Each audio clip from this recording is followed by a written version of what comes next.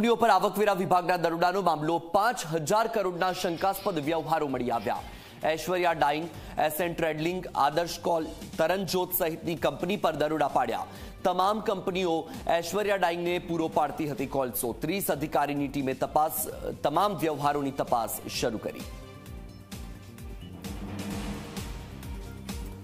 તો વધુ માહિતી મેળવીએ સંવાદદાતા ચેતન પટેલ લાઈવ જોડાયા છે। ચેતન, સુરતની કંપનીઓ પર આવકવેરા વિભાગ દ્વારા જે દરોડા પાડવામાં આવ્યા હતા એમાં 5,000 કરોડના શંકાસ્પદ વ્યવહારો મળી આવ્યા। શું અપડેટ?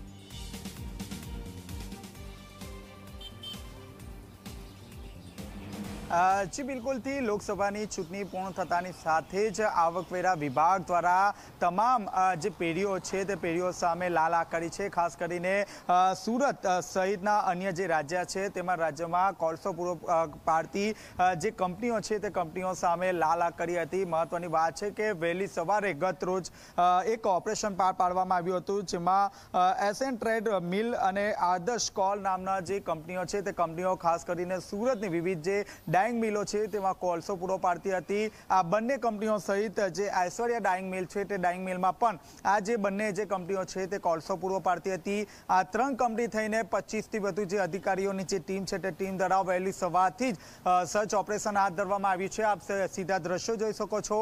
ડુમસ સ્થિત જે ધ મોન્ટેસા નામની જે બિલ્ડિંગ છે તેમાં આ બંને જે કંપનીઓ છે તે કંપનીઓ આવી છે।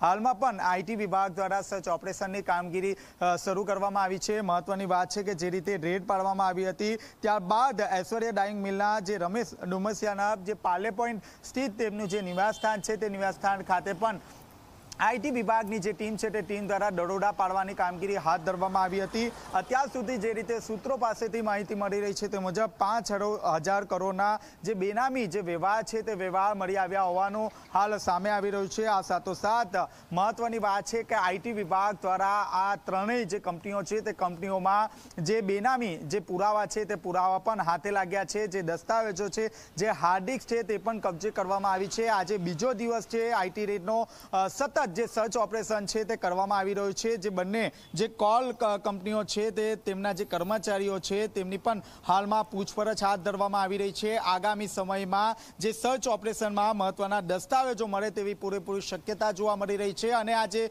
બેનામી સંપત્તિનો જે આંકડો છે તે હજી વધે તેવી પૂરેપૂરી શક્યતા જોવા મળી રહી છે। બિલકુલ ચેતન, માહિતી સાથે જોડાવા બદલ